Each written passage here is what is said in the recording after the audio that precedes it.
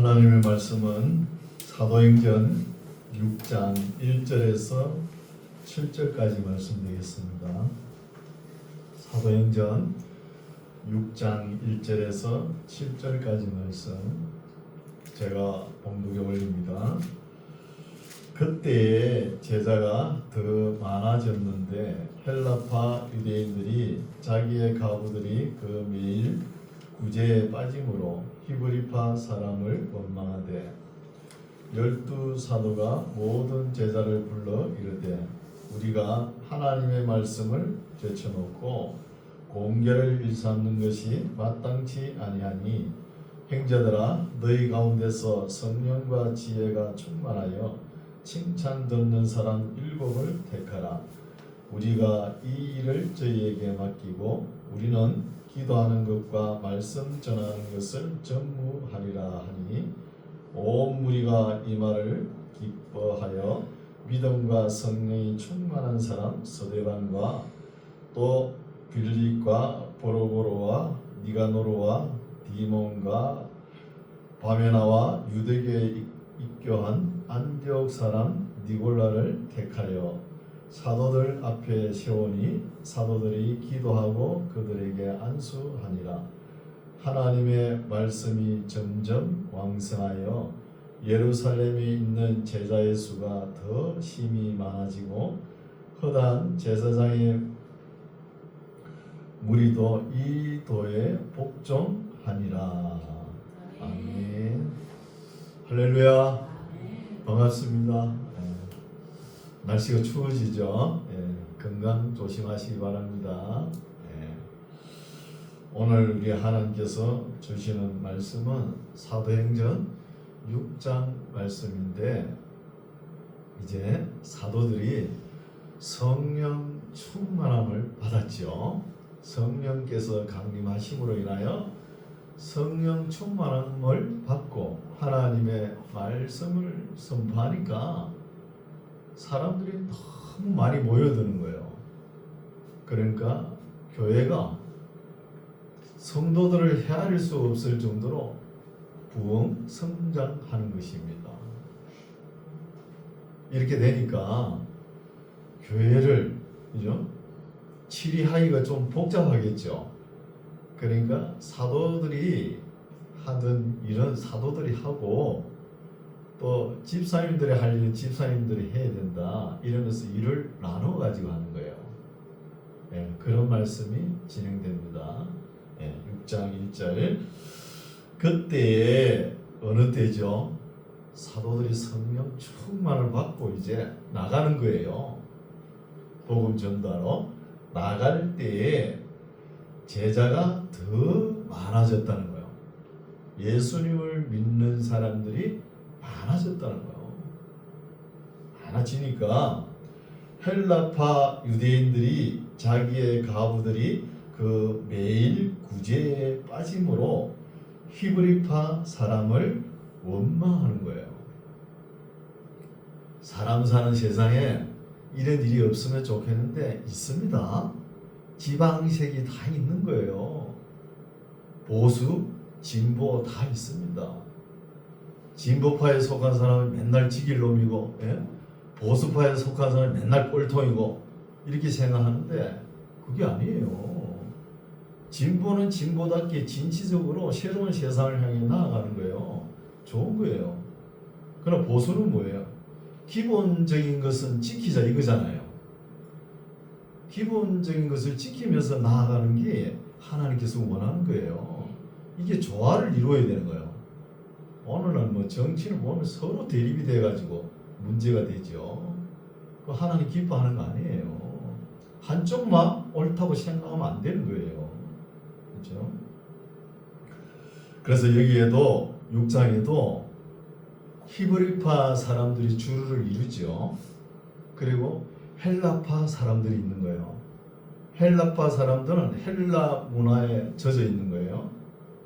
헬라 옷을 입고 헬라식 이름을 짓고 또 남자들을 홀딱 벗겨놔가지고 운동 경기도 시키잖아요. 그 그리스 헬라식이에요. 스포츠를 시키잖아요. 이제 그걸 보고 히브리파 사람들은 경건하지 못하다는 거예요. 경건하게 사람 살아가야 되는데 경건하지 못한 모습을 보이니까 헬라파, 히브리파 이래 나누는 거예요.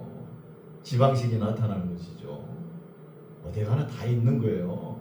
예수님 때도 있었다는 것입니다. 이것이. 그렇죠?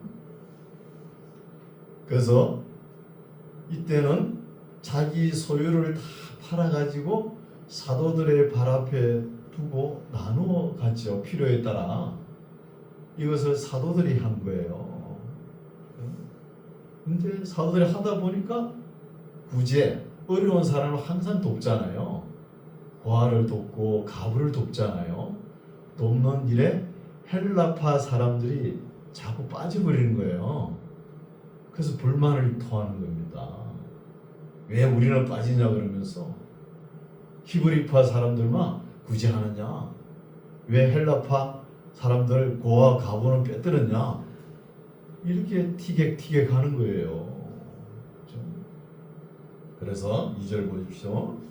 이렇게 하니까 누구에게 책임이 돌아가는 거예요? 12사도들에게 돌아가는 거예요. 이렇게 싸우면은 사도들의 권위가 무너지잖아요. 사도들의 권위가 무너지면은 하나님의 말씀의 권위가 무너지는 거예요. 그래서 이래서 안 되겠다 그래가지고 2절 12사도가 모든 제자를 믿는 사람들을 불러 이르되 우리가 하나님의 말씀을 제쳐놓고 공개를 일삼는 것이 마땅치 아니하다는 거예요. 그래서 공개란 단어는 트라페자라는 헬라어죠. 이게 무슨 뜻이냐 하면은 다리가 4개 달린 식탁이라는 식탁 다리가 4개 달린 식탁. 그리고 공평을 나눠주는 일을 한 거예요. 사도들이. 이제 공평을 나누는 일은 사도들이 하지 말고 이제부터는 사도들은 기도와 하나님의 말씀에 전무하자 이러는 거예요. 그러면 지금까지 해온 나눠주는 거 있잖아요. 나눠주는 거는 이제 집사님들이 하는 거예요. 집사님들이. 3절 행자들아 너희 가운데서 성령과 지혜가 충만하여 칭찬 듣는 사람 7을 택하는 거예요. 이제 7을 택한 사람, 이 사람들이 하는 일이 오늘날 집사들이 하는 일입니다. 집사님들이. 성경에는 집사란 단어가 없어요. 네, 하는 일이 집사님들이 하는 일이에요. 그래서 7을 택하는데 조건이 붙죠. 첫 번째, 영적으로 성령이 충만해야 된다는 거예요. 그리고 두 번째, 지혜가 충만하죠. 지적으로 지혜가 충만해야 된다는 것이죠. 그리고 칭찬 듣는 사람이라는 거예요. 칭찬 듣는다는 것은 인격적으로 사람들 관계가 원만하게 유지된 사람을 선택하라는 거예요. 그래서 성령과 지혜가 충만한 사람, 칭찬 듣는 사람 7을 택하라. 우리가 이 일을 저희에게 맡긴다는 거예요. 이 일은 뭐죠? 앞에 공개, 사도들의 소유를 팔아가지고 사도들의 발 앞에 가져오는 것 모든 것을 공평하게 나누라는 거예요. 이 일을 하라는 겁니다. 7을 택해가지고 4절 그러면은 우리는 사도들은 기도하는 것과 말씀 전하는 것을 전무하리라 하니 온 무리가 이 말을 기뻐하여 믿음과 성령이 충만한 사람 스데반 이름이 헬라식이죠. 헬라식입니다. 스데바노서 멜류관이라는 뜻이에요. 스데반과 또 빌립 이름도 헬라식이죠. 알렉산더 대왕의 아버지 빌립포스가 거기서 이름이 따온 거예요. 말을 사랑하는 자라는 뜻이죠. 빌립과 또 프로고로와 니가노르와 디몬과 바메나와 유대교에 입교한 안디옥 사람 니골라를 택하는 거예요. 7명을. 그럼 우리는 이 7 집사의 이름도 잘 모르죠. 겨우 안다 하면은 스데반과 빌립과 니골라 정도 아는 것밖에 모르죠. 근데 여기에 택함 받은 7 집사는 상당히 실력이 있는 사람입니다. 12 사도 못지않게 실력파들이에요. 예수님께서 12 사도들을 택할 때는 저 고기 잡는 사람 바닷가에, 그죠? 디베라 바닷가에서 고기 잡는 사람 마을에서 몇 명 택하고 그랬잖아요. 여기에는 7 집사는 5,000명 중에서 택한 거예요. 7을 택한 거예요. 아주 실력 있는 사람입니다. 서대반 집사의 설교를 들어보면 알 수 있잖아요.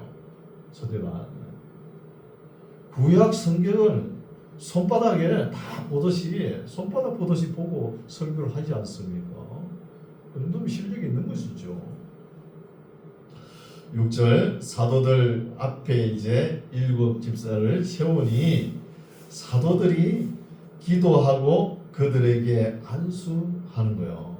공식적으로 이제 집사를 세우는 것이죠. 안수하면서. 오늘 나도 안수 집사 있잖아요. 그죠? 예. 그런 식으로. 7절, 하나님의 말씀이 점점 왕성하여진다는 거예요. 사도들은 기도와 말씀에 전념하고 이제 7을 택한 이 집사님들은 구제하는 일, 또 전도하는 일에 전념하는 거예요. 그래 하니까 하나님의 말씀이 점점 왕성해지는 거예요. 왕성하며 예루살렘에 있는 제자의 수가 더 심히 많아지고 허다한 제사장의 무리도 이 도에 복종하는 거예요. 분위기가 굉장하죠. 제사장들도 예수를 믿는 도에 복종하는 거예요. 복종하는 거죠. 분위기를 보면 유대교를 믿는 사람들 전부 다 기독교를 믿는 분위기예요. 그러나 이게 오래가지 못하죠. 40년도 못 가는 거예요. 핍박이 임하니까 다 옛날에 믿던 유대교로 다 돌아갑니다. 우리가 히브리서 읽을 때 기록에 나오죠. 상세하게. 유대교로 다 돌아가는 거예요. 그러나 오늘날은 너무 핍박이 없죠. 핍박이 없는 것이 시험이 될 수 있습니다. 핍박이 없는 것이. 여기 출발할 때는 예수님의 12 제자로 출발하잖아요. 어떻든 12 제자에서 70명이 되고 또 7 집사를 세워가지고 교회를 부흥 성장시키지 않습니까? 그래 하니까 하나님의 말씀이 교회에서 왕성한 거예요. 오늘 나는 온갖 프로그램을 갖다 대동해놓고 시끄럽죠. 복음성과 CCM을 갖다가 냈다 막 틀어놔니까 헷갈려. 정신만 몽하고. 그러면서 하나님 말씀은 겨우 얼마나 드네요? 15분, 20분 딱 하면 목사가 채우라 그러죠. 짧게 하니까. 그렇죠. 우리 교회처럼 한 40분, 50분 하면 막 큰일 날 거예요. 한 15분 하면 제일 좋아합니다. 그렇죠. 찬양이나 부르고. 그러나 비본질적인 것을 자꾸 교회에 들어오면 혼탁해지는 거예요. 비본질적인 게 왜 들어옵니까? 교회는 하나님의 말씀이 왕성해야 되는 거예요. 하나님의 말씀이. 7절, 하나님의 말씀이 점점 왕성하여 예루살렘에 있는 제자의 수가 더 심히 많아지고 허다한 제사장의 무리도 이 도에 복종하니라. 이렇게 되니까 8절에 서대반이 은혜와 권능이 충만하여 큰 기사와 표적을 민간에 행하니, 리버디노 구레네인, 리버디노라는 단어는 자유인이라는 뜻입니다. 구레네는 북아프리카에 있는 도시거든요. 북아프리카에 있는 자유 시민권을 가진 사람들이라는 뜻이죠. 리버티노 구레네인, 또 알렉산드리아인, 길리기아와 아시아에서 온 사람들의 회당이라는 각 회당에서 어떤 자들이 일어나 서대반으로 더불어 변론할세. 좋은 건 아니죠. 스데반이 자꾸 다른 이야기를 하니까 변론이 일어나는 거예요. 그래서 지금 뭘 하고 있죠? 스데반이 하나님의 말씀을 선포하고 있는 거예요. 이게 뭐예요? 설교를 하고 있습니다. 우리 한국교회는 잘못한 게 있죠. 장로나 집사가 교회 와서 설교하면 안 돼. 그거 아닙니다. 스데반 보시면서 설교 얼마나 잘합니까? 이따가 볼 텐데. 그러니까 하나님의 인력을 사장시켜버린 거예요. 교회는 꼭 목사만 설교해야 된다 그러면서 목사 얼굴만 쳐다보고 있는 거예요. 그러면 안 되는 거예요. 장로님, 권사님, 집사님 얼마든지 성도라도 설교해야 됩니다. 해야 되는 거예요. 할 수 있는 거예요. 이것을 잘 살린 교회가 있죠. 서울에 사랑의 교회, 그죠? 또 부산에 가면 호산나 교회. 장로님, 집사님들 설교해야 되는 거예요. 그렇게 주장했잖아요. 그리고 온누리 교회는 장로님이 장로 직분을 받고 6년 동안 심호하시다가 사역 장로로 내보내는 거예요. 내보냅니다. 교회에서 적어두더라도 내보내고 어디로 가서 섬기든 개척교회를 섬기든 해보라는 거예요. 이게 뜻이 있는 거예요. 하나님의 말씀이 교회 안에서 딱 갇혀 있으면 안 되는 거예요. 물 흐르듯이 흘러가야 된다는 거예요. 물 흐르듯이 계속 흘러나가야 됩니다. 그 장로 집사들을 갖다가 하나님의 인력, 일꾼들을 사장시켜 버리니까 물이 흐르지를 않는 거예요. 목사 아니면 안 된다. 그런 생각 가지면 안 되는 거예요. 그렇죠? 이런 것을 우리가 알 수 있죠. 8절 스데반의 은혜와 권능이 충만하여 큰 기사와 표적을 민간에 행하니 리보디노 구레네인 알렉산드리아인 길리기아와 아시아에서 온 사람들의 해당이라는 각 해당에서 어떤 자들이 일어나 스데반으로 더불어 변론하는 거예요. 여기 해당은 예루살렘 도시에 해당이 한 480개나 있었어요. 그러면은 각 리 단위로 해당이 있었다는 겁니다. 우리나라에도 있었죠. 박정희 대통령 때 새마을 회관이 있었잖아요. 새마을 회관이 있었는데 랍비가 없는 거예요. 가르치는 교사들이 없는 거예요. 그래 나중에 뭘로 변했어요? 비료 창고, 농약 창고로 변해버렸잖아요. 그 변해버린 거예요. 처음에 시작할 때는 참 의미가 좋았어요.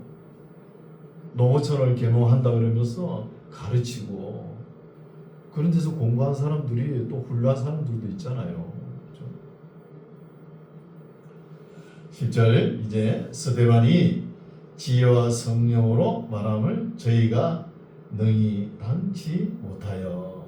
스데반이 실력이 있잖아요. 실력이 있고 또 성령께서 도와주심으로 지혜와 성령으로 하나님의 말씀을 선포하니까 능히 당하는 사람이 당치 못한다 그 말이죠. 11절 사람들을 가르쳐 말시키되 이 사람이 모세와 및 하나님을 모독하는 말을 하는 것을 우리가 들었노라 하게 하고 이제 거짓 고소 참소를 하죠. 백성과 장로와 서기관들을 충동시켜 와서 잡아가지고 공회에 이르러 거짓 정언들을 세우니 가로되 이 사람이 스데반 보고 이 사람이 이 거룩한 곳 성전을 두고 이야기하죠. 성전과 율법은 모세 율법을 이야기합니다. 율법을 거스려 말하기를 마지 아니하는도다. 무엇 때문에 시기 질투를 하죠? 스데반이 하나님께서는 사람들의 손으로 지은 이 성전에 갇혀져 있는 분이 아니다. 이렇게 이야기를 하거든요. 그러니까 이렇게 이야기하니까 성전을 모독한다 이거예요. 그러면서 서대반을 모함하는 것이죠. 구약에는 이런 말씀이 있거든요. 아니 솔로몬이 하나님께 성전을 짓고 나서 기도할 때 하나님 아버지 이름을 이곳에 두는 곳입니다 하고 하나님이 이름을 두는 것이 성전이라는 거예요. 그런 말도 있잖아요. 그래서 서대반이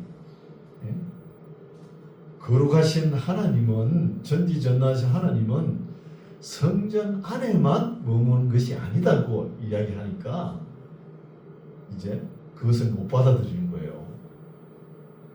못 받아들이니까 서대반을 죽이려고 하는 거죠. 또 모세의 율법도 보면은 율법은 모형이다 이거예요. 우리 율법은 모형이고 실상은 우리 예수님께서 오셨잖아요. 오셨다고 이렇게 설교를 하니까 또 모세의 율법을 모독한다고 그러는 거예요.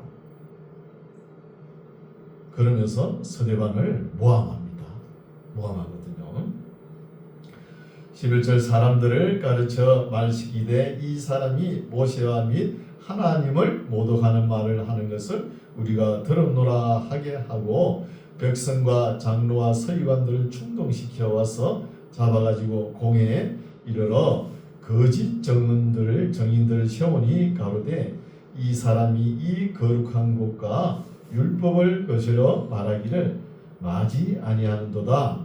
그의 말에 이 나사렛 예수가 이곳을 헐고 또 모세가 우리에게 전하여 준 규례를 고치겠다 함을 우리가 들었노라 하거늘 공회 중에 앉은 사람들이 다 서대반을 주목하여 보니 그 얼굴이 천사의 얼굴과 같더라는 거예요.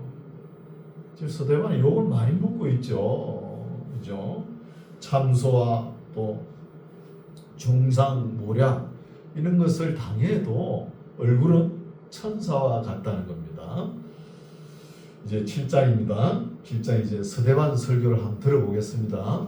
잘 들어보세요. 얼마나 잘하는지. 7장 1절 대제사장이 가로되 이것이 사실이냐? 서대반이 가로되 자기 신앙 고백처럼 설교를 합니다. 아브라함부터 예수님까지 설교를 하는 거예요. 여러분 부형들이여 그러죠. 부형들이여 이렇게 번역을 했는데 원어를 보면은 젊은 사람들 보고는 형제들이여 또 나이 많은 사람 공회의원 국회의원들 보고는 아버지들이여 이런 용어죠.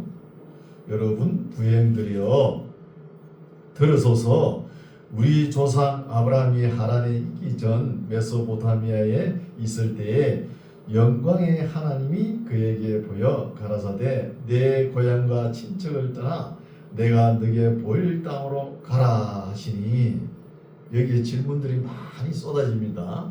왜 그러냐면은 아니 아브라함은 고향이 하란인데 왜 여기는 메소포타미아에서 떠나라 했냐 이렇게 질문해요. 메소포타미아는 크게 넓게 생각하면은 큰 메소포타미아 안에 하란이 있는 거예요. 하란도 맞고 메소포타미아도 맞습니다.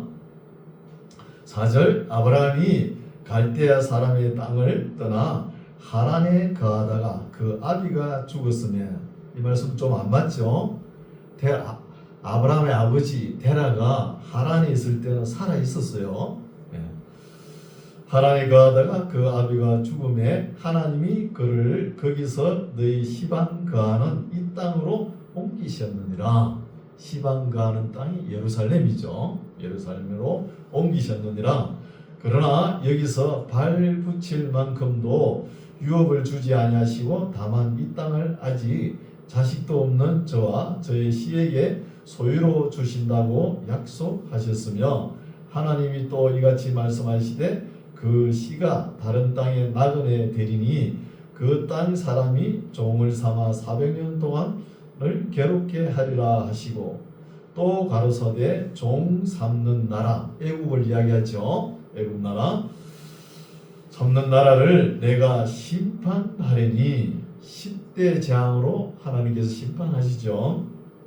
그 후에 저희가 나와서 이곳에서 나를 섬기리라 하시고 할례의 언약을 아브라함에게 주셨더니 그가 이삭을 낳아 여드레 만에 할례를 행하고 이삭이 야곱이 우리 12조상을 낳으니 여러 조상이 야곱의 아들들로 통해서 12지파가 형성되지 않습니까?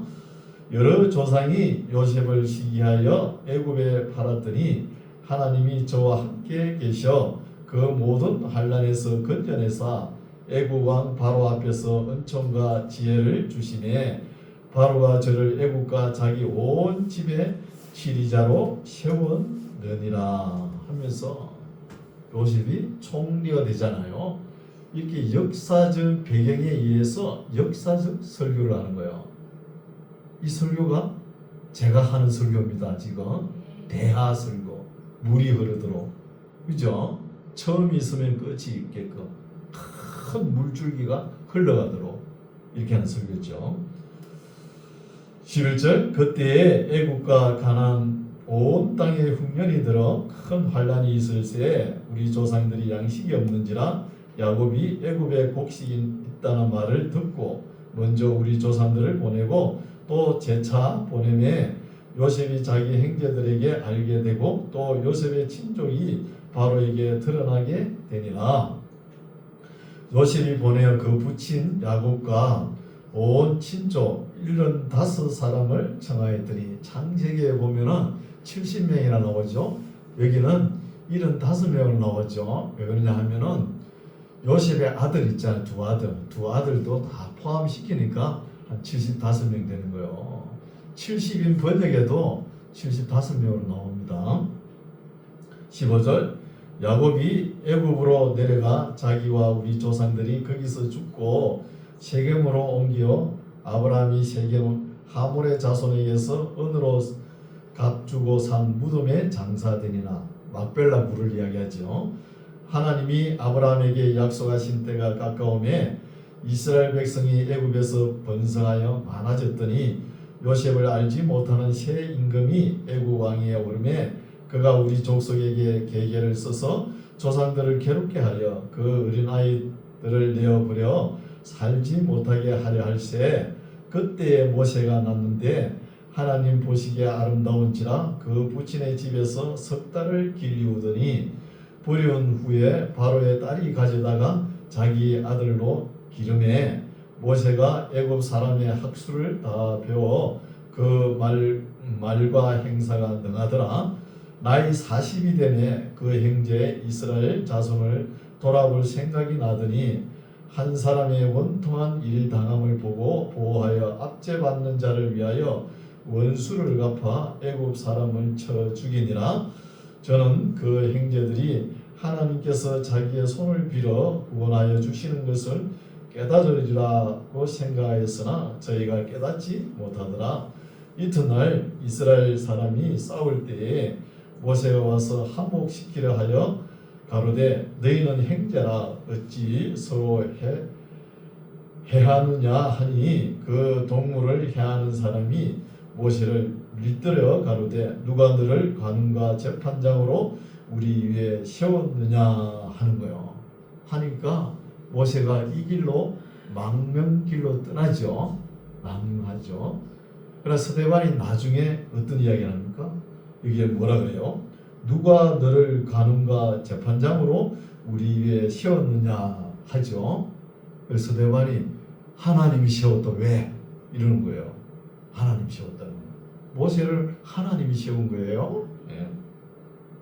내가 어제 애굽 사람을 죽인 것 같이 또 나를 죽이려느냐 하니 모세가 이 말을 인하여 도주하여 미디안 땅에서 나그네 되어 거기서 아들 둘을 낳으니라.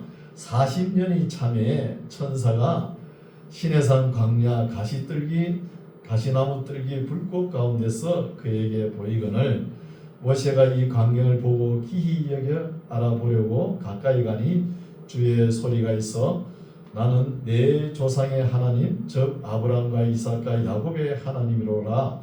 하신데 모세가 무서워 감히 알아보지 못하더라. 주께서 가라사대 내 발에 신을 벗으라. 너 섰는 곳은 거룩한 땅이니라. 내 백성이 애굽에서 괴로움을 받음을 내가 정령이 보고 그 탄식하는 소리를 듣고 저희를 구원하려고 내려왔노니 시방 내가 너를 애굽으로 보내리라 하시니라.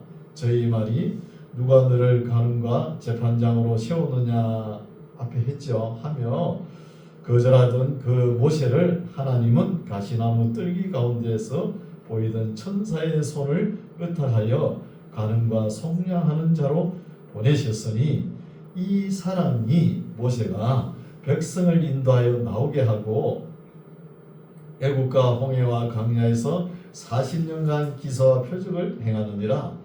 이스라엘 자손을 대하여 하나님이 너희 행제 가운데 나와 같은 선지자를 세우리라. 신명기 18장 15절에 나오는 말씀이죠. 하던 자가 곧 이 모세라. 시내산에서 말하던 그 천사와 우리 조상들과 함께 광야 교회에 있었고 또 생명의 돌을 받아 우리에게 주던 자가 이 사람이라. 모세라는 겁니다. 우리 조상들이 모세에게 복종치 아니하고자 하여 거절하며 그 마음이 도리어 애굽으로 행하여 광야 생활 때 불평하던 이야기를 하죠. 아론들어 이르되 우리를 인도할 신들을 우리를 위하여 만들라. 이 말도 모세가 십계명을 받기 위해서 시내산으로 올라간 사이에 그 시간을 못 참아가지고 아론이 송아지를 만들잖아요. 그 이야기를 하는 거예요. 불평하면서 만들라. 애굽 땅에서 우리를 인도하던 이 모세는 어떻게 되었는지 알지 못하노라 하고 그때에 저희가 송아지를 만들어 그 우상 앞에 제사하며 자기 손으로 만든 것을 기뻐하더니 하나님이 돌이키사 저희를 그 하늘의 군대 섬기는 일에 버려두셨으니 이는 선지자의 책에 기록된 바 아모스 5장 25절 말씀이 나오죠.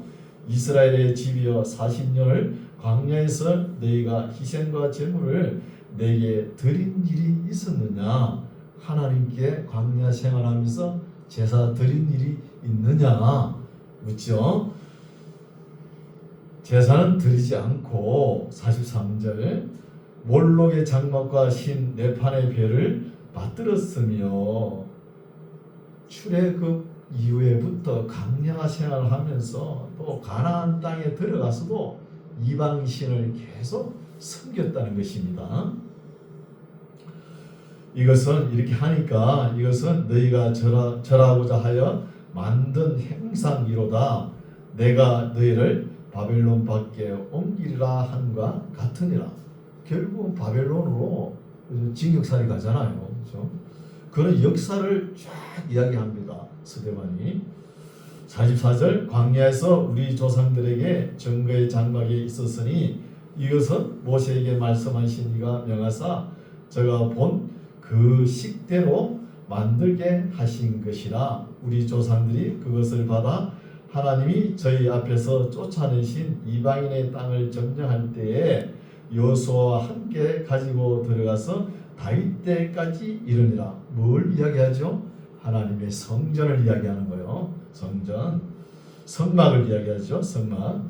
46절 다윗이 하나님 앞에서 은혜를 받아 야곱의 집을 위하여 하나님의 처소를 준비케 하여 달라 하더니 솔로몬이 그를 위하여 하나님을 위하여 집을 지었느니라. 솔로몬 성전을 이야기하죠.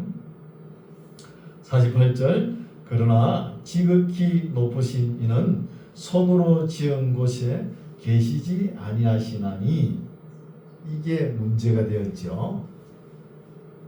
높고 높으신 거룩하신 하나님은 사람의 손으로 지으신 이전에 거하지 아니하시니 이렇게 스데반에 설교하니까 하나님의 성전을 모독했다고 참수하는 것이죠. 그렇죠? 49절 주께서 가라사대 이제 이사야 66장을 이야기하죠. 주께서 가라사대 하늘은 나의 보좌요 땅은 나의 발등상이니 너희가 나를 위하여 무슨 집을 짓겠으며 나의 안식할 처소가 어디뇨? 모든 것이 다 내 손으로 지은 것이 아니냐 하는 거예요. 지금 서대반의 신학이 이 정도로 성장된 거예요. 서대반의 신학이 이렇게 설교하는 사람이 어디 있어요? 그렇죠? 대단한 설교입니다. 그러나 반면에 바리새인 사두개인들은 여기에 미치지 못하죠. 그냥 예배당 건물에만 빠져 있는 거예요. 건물이 우상이 돼가지고, 그렇죠? 그래서 오늘날도 근본주의자에 속한 사람들이 하는 이야기가 있어요. 신약 시대에는, 그죠?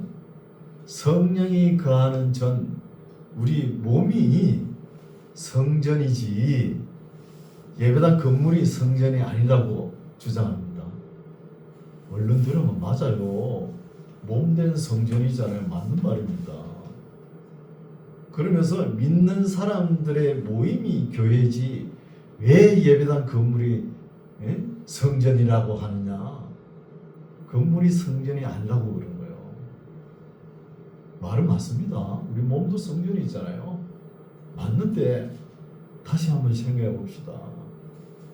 우리가 예배당 건물을 짓고, 그죠? 성전을 짓잖아요.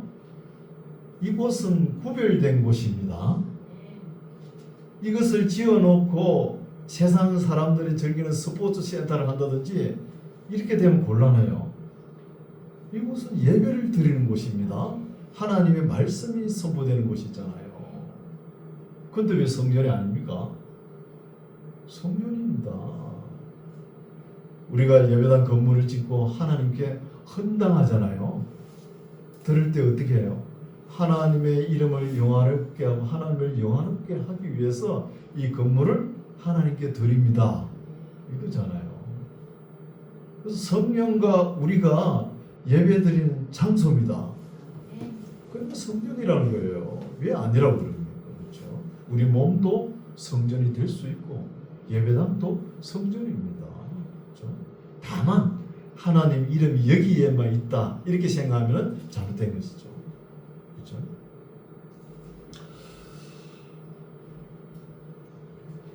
(51절) 이렇게 이야기를 했는데 스데반이 설교를 하고 처음에는 어떤 마음으로 설교를 시작하죠? 부형들이여 하면서 조용하게 이야기하려고 하죠. 그런데 이야기를 하다 보니까 이 감정이 고조됩니다. 목사님들 되게 그런 목사님들 많죠. 저도 약간 그런 편에 속하는데 처음에는 성도님들은 시험이 안 들게 자분자분하게 조용조용하게 이야기해야 되겠다 하면서 강단에 섭니다. 서다가 말씀을 선포하다 보면 이 감정이 복받쳐 올라요. 지금 스데반도 그렇거든요. 보십시오. 51절 보십시오. 목이 곧고 마음과 귀에 할례를 받지 못한 사람들아 하죠. 왜 그래 못 알아듣니? 이 말이잖아요. 감정이 고조되어 있죠. 사람들아 너희가 항상 성령을 거스려 너희 조상과 같이 너희도 하는도다. 질책이 나오는 거예요. 질책이. 52절 너희 조상들은 선지자 중에 누구를 핍박지 아니하였느냐?